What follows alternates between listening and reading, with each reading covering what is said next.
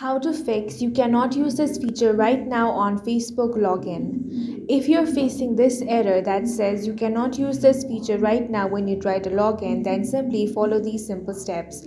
First of all, you want to launch open the Play Store or App Store on your device.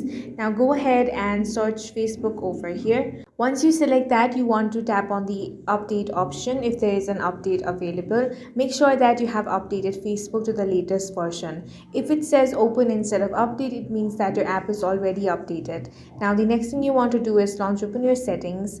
Then tap on apps. A list of all the applications will be shown. Scroll down and find Facebook from here. Now you want to tap on force stop. Tap on OK.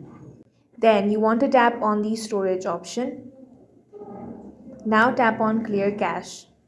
After that is done, launch open Facebook and this problem will be fixed. If you found this video useful, make sure to hit the like button and subscribe for more videos like this.